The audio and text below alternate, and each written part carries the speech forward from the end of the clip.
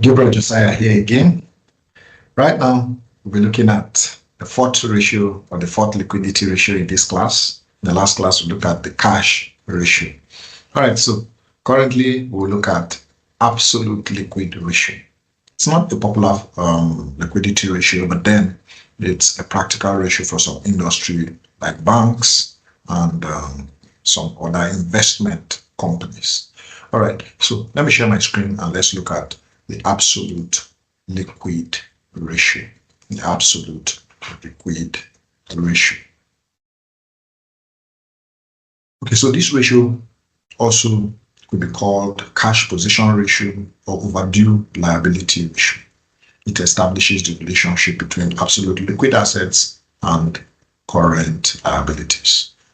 It's a stringent liquidity metric that evaluates a company's ability to meet its short-term liabilities with its most liquid ratios. So its most liquid ratios has to be cash and specifically cash and cash equivalents, marketable securities, short-term deposits, and others. So this ratio provides a clear picture of a company's immediate liquidity position by focusing solely on assets that can be quickly converted into cash. Quickly means in a very short period of time. Now, absolute liquid assets include cash in hand, cash at bank, marketable securities, temporary investments such as short-term deposits, and others. So this set of assets can be easily converted to cash. And let's see how the formula, how it's calculated. So we have it as absolute liquid assets, which we just described in the last page or the last slide. And you could also express it as cash and cash equivalents, including your marketable securities expressed as the numerator of your current liabilities, which is your denominator. Okay, so let's look at an example with this formula we just saw on the screen. And the same company we've been calculating our ratios with. Let's go to their current asset and see the liquid assets we could use. So we have the cash and cash equivalent of 100 million naira. We also have marketable securities. We have treasury bills. We have certificate of deposits. All these are liquid assets. We have money market funds. We have commercial papers. We have foreign currency deposits. So for the for the beginning of the year, you could see they don't have most of the liquid assets. They just have cash and cash equivalents. So I want us to calculate for the end of the year, since they could report such liquid assets, or they reported such liquid asset at the end of the year. So we take our cash and cash equivalent, take marketable securities, take treasury bills, and we have a total of this. So let's copy one of this. Let's have this also and take it to our spreadsheet to calculate our most liquid assets. Okay, so we have that, all of the figures. So our absolute liquid assets for this company, we have it as a total of 215 million naira. 215 million naira. So let me call this our absolute liquid assets. All right, so let's pick our current liabilities that we've always done to express it and see how many times the total current liabilities will be covered by our absolute liquid assets. Okay, so we have our total current liabilities as 400 million naira. Now we have to calculate our absolute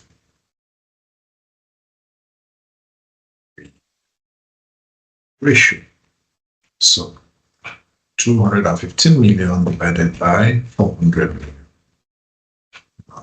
That's a bit formatted. Okay, so now it's formatted and we have it as 0.54, not up to 1. Very close, just about 6. Just about 46. Let's say half of the current liabilities, just above half of the current liabilities. So we'll call it 0.5 for S2.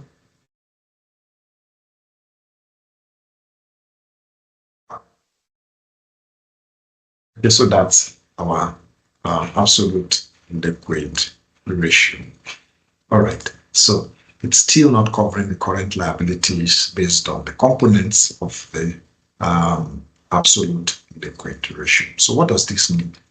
What does this mean? Let's go back and describe what this means. In interpreting this ratio, the larger this ratios, the better the ability of the company to meet its short-term obligations. However, the company must strike a balance between holding large working capital and having inadequate working capital. Where too much cash is tied down in working capital relative to what is needed to meet day-to-day operations, the company will be losing money for holding idle cash that are not generating any income. This is very important. And if the company does not have enough working capital to meet its short-term obligations as at when due, the company will run into risk of creditors petitioning the company for winding up.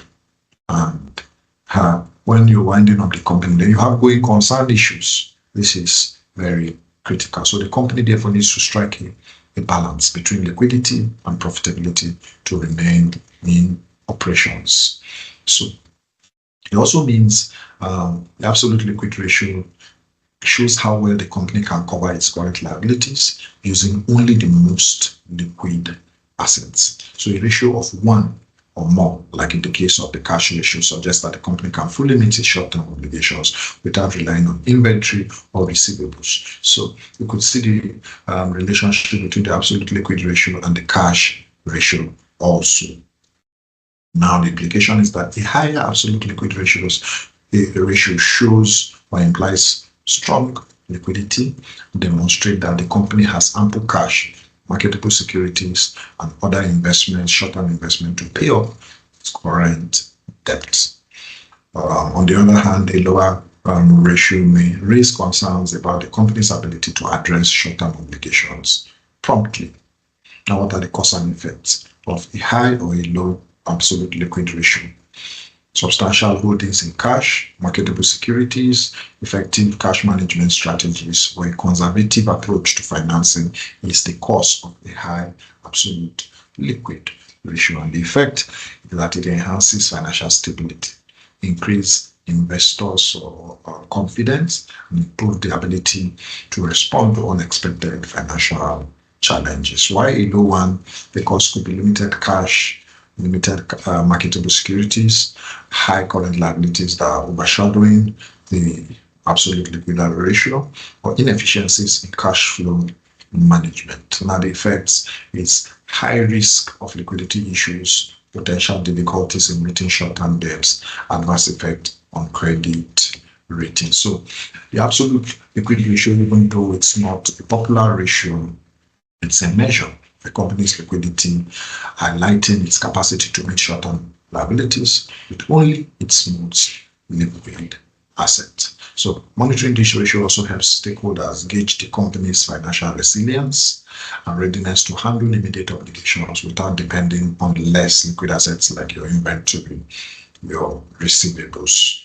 Most investment companies and highly volatile businesses use this ratio to gauge management's ability to cover its expenses aside other current assets. This is very important.